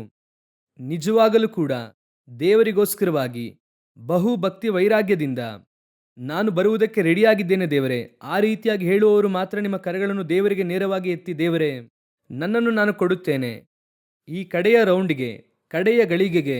ದೇವರೇ, ಬರೋಣಕ್ಕಿಂತ ಮುಂಚೆ ಒಂದು ಗುಂಪನ್ನು ದೇವರಿಗೋಸ್ಕರ ಆದಾಯ ಮಾಡುವುದಕ್ಕೆ, ಅಪ್ಪ ನನ್ನಲ್ಲಿರುವಂಥ ಬೆಂಕಿಯನ್ನು ಹತ್ತಿ ಉರಿಯುವಂತೆ ಮಾಡುವುದಕ್ಕೆ ಏನಾದರೂ ಮಾಡಬೇಕು. ದೇವರು ಹೇಳುವಂತಹ ಮಾತು, ನೀನು ಬೆಂಕಿಯಿಂದ ತಪ್ಪಿಸಿಕೊಂಡಂಥವನು. ನಿನ್ನ ಮೇಲೆ ನೂತನವಾದ ವಸ್ತ್ರವನ್ನು ದೇವರು ಹಾಕುವುದಕ್ಕೆ ಬಯಸುತ್ತಾರೆ. ಬೆಳ್ಳಿಯಿಂದಲೂ ಬಂಗಾರದಿಂದಲೂ ಒಂದು ಕಿರೀಟವನ್ನು ಮಾಡಿ ನಿನ್ನ ತಲೆ ಮೇಲೆ ಇಡುವುದಕ್ಕೆ ಬಯಸುತ್ತಿದ್ದಾರೆ. ಮಹಾಯಾಜಕನಾದಂಥ ಯೆಹೋಶುವನಿಗೆ ದೇವರು ಏನು ಮಾಡಿದ್ರು ಅದನ್ನು ಆತ್ಮಿಕವಾಗಿ ನಿನಗೆ ಮಾಡುವುದಕ್ಕೆ ದೇವರು ಬಯಸುತ್ತಿದ್ದಾರೆ. ನೂತನ ರಕ್ಷಣೆಯ ವಸ್ತ್ರ, ನೂತನ ಅಭಿಷೇಕದ ಕಿರೀಟ ನಿನಗೋಸ್ಕರ ಪರಲೋಕ ಭಕ್ತಿ ವೈರಾಗ್ಯವನ್ನು ತೋರಿಸುತ್ತದೆ. ಇವನು ನನ್ನವನೆಂಬುದಾಗಿ ಹೇಳುತ್ತದೆ. ನೀನು ಮಾತ್ರ ವೈರಾಗ್ಯವಾಗಿ ಒಪ್ಪಿಸಿಕೊಡುವುದಾದರೆ ಕರಗಳನ್ನು ಮೇಲೆತ್ತಿ ದೇವರಿಗೆ, ದೇವರೇ ನನ್ನನ್ನು ನಾನು ಕೊಡುತ್ತೇನೆ ದೇವರೇ. ಕರ್ತನ ಪಕ್ಷದಲ್ಲಿ ನಿಲ್ಲುತ್ತೇನೆ ಎಂಬುದಾಗಿ ನೀವು ಹೇಳುವುದಾದರೆ ದೇವರು ಹೇಳುತ್ತಾರೆ, ನಿನ್ನ ಪಕ್ಷದಲ್ಲಿ ನಾನು ನಿಲ್ಲುತ್ತೇನೆ. ಒಪ್ಪಿಸಿಕೊಡೋಣ. ಆ ರೀತಿಯಾಗಿ ನಿಜವಾಗಲೂ ಕೂಡ ದೇವರಿಗಾಗಿ ಒಪ್ಪಿಸಿಕೊಡುವವರು ಮಾತ್ರ, ಬೇರೆಯವರೆಲ್ಲ ನೀವು ನಿಮಗೋಸ್ಕರ ಪ್ರಾರ್ಥಿಸಿರಿ ಸಾಕು. ಆದರೆ ಒಪ್ಪಿಸಿಕೊಡುವವರು ಮಾತ್ರ ಕರಗಳನ್ನು ನೇರವಾಗಿ ಎತ್ತಿ ವೈರಾಗ್ಯವಾಗಿ, ಒಳ್ಳೆಯ ತಂದೆಯ ಸರ್ವಶಕ್ತನಾದ ದೇವರೇ, ನಮ್ಮ ಸಭೆಯಿಂದ ಈ ಕಡೆಯ ಕಾಲದ ಉಜ್ಜೀವನಕ್ಕೋಸ್ಕರ ನೀವು ಸಿದ್ಧಪಡಿಸುತ್ತಾ ಇರುವಂಥ ನಿಮ್ಮ ಸೇನೆಗೋಸ್ಕರವಾಗಿ ಸ್ತೋತ್ರ. ನೂತನವಾದ ಚೂಪಾದ ಯಂತ್ರವನ್ನು ನೀವು ರೂಪಿಸುತ್ತಾ ಇರುವುದಕ್ಕಾಗಿ ಸ್ತೋತ್ರ. ಬಲಿಷ್ಠನ ಕೈಯಲ್ಲಿರುವಂಥ ಅಂಬಾಗಿ ನೀವು ಸಿದ್ಧಪಡಿಸುತ್ತಾ ಇರುವುದಕ್ಕಾಗಿ ಸ್ತೋತ್ರ. ನನ್ನ ಕಾರ್ಯವಾಗಿ ಯಾರು ಹೋಗುತ್ತಾರೆ ಎನ್ನುವಂಥ ನಿಮ್ಮ ಪ್ರಶ್ನೆಗೆ ಈಗೋ ಒಂದು ಗುಂಪು ಕರಗಳನ್ನು ಮೇಲೆತ್ತಿ, ನಾನು ಹೋಗುತ್ತೇನೆ, ನನ್ನನ್ನು ಕಳುಹಿಸಿ ಎಂಬುದಾಗಿ ನಿಂತಿರುವುದಕ್ಕಾಗಿ ಸ್ತೋತ್ರ. ಇದುವರೆಗೂ ಇದ್ದದಕ್ಕಿಂತಲೂ ಇನ್ನೂ ಒಂದು ನೂತನವಾದ ಅಭಿಷೇಕ, ಇದುವರೆಗೂ ಇರುವುದಕ್ಕಿಂತಲೂ ಇನ್ನೂ ಒಂದು ನೂತನವಾದ ಮಹಿಮೆ, ಇನ್ನೂ ಒಂದು ಅಥಾರಿಟಿ. ದೇವರೇ, ಇನ್ನೂ ಕೂಡ ನೀವು ಅವರ ಮುಂಭಾಗದಲ್ಲಿ ಹೋಗಿ ದಿಣ್ಣೆಗಳನ್ನು ಸಮ ಮಾಡಿ, ಮುಚ್ಚಲ್ಪಟ್ಟಂಥ ಕದಗಳನ್ನು ತೆರೆದು ಮುರಿದು ಹಾಕಿ, ಅವರ ಮೂಲಕವಾಗಿ ಬಚ್ಚಿಟ್ಟಿರುವಂಥ ನಿಕ್ಷೇಪವನ್ನು ನೀವು ತೆಗೆಯುವಂಥ ಕೃಪೆಗಾಗಿ ಸ್ತೋತ್ರ. ದೇವರೇ, ನಮ್ಮ ಸಭೆ ಈ ವರ್ಷದಿಂದ ಒಂದು ಮುನ್ಮಾದರಿಯ ಸಭೆಯಾಗಿ, ಅನೇಕರನ್ನು ರೂಪಿಸುವಂಥ ಸಭೆಯಾಗಿ, ಇನ್ನು ಇಲ್ಲಿಂದ ದೇಶದಾದ್ಯಂತ ಎಲ್ಲ ಕಡೆಯಲ್ಲೂ ದೇವರೇ ನಿಮ್ಮ ನಾಮವನ್ನು ಎಲ್ಲೆಡೆ ಸಾರುವಂತಹ ಸಭೆಯಾಗಿ, ಅನೇಕ ಸೇವಕರುಗಳಿಗೆ ಮಾದರಿಯುಳ್ಳ ಸೇವಕರುಗಳಾಗಿ ನೀವು ನಿಲ್ಲಿಸುವಂಥ ನಿಮ್ಮ ದಯೆಗಾಗಿ ಸ್ತೋತ್ರ. ಆಶೀರ್ವದಿಸಿರಿ ಅಪ್ಪ, ನಿಮ್ಮ ಮಹಿಮೆ ಆವರಿಸಲಿ. ಇಲ್ಲಿರುವಂಥ ಯಾರೂ ದೇವರೇ ಯೆಜೆಬೇಲಳ ಪಂಕ್ತಿಯಲ್ಲಿ ಕೂತುಕೊಳ್ಳದಂತೆ ಕಾಪಾಡಿರಿ. ಓಬದ್ಯನ ಪಂಕ್ತಿಯಲ್ಲಿರುವಂಥ ಎಲ್ಲರೂ ಕೂಡ ನಿಮ್ಮ ಪಂಕ್ತಿಯಲ್ಲಿ ಬಂದು ಸೇರುವುದಕ್ಕೆ ಕೃಪೆ ನೀಡಿರಿ. ಮಹಿಮೆ ಆವರಿಸಲಿ. ನಮ್ಮ ದೇವರಾದ ಯೇಸು ಕ್ರಿಸ್ತನ ನಾಮದಲ್ಲಿ ತಂದೆಯೇ, ಆಮೇನ್.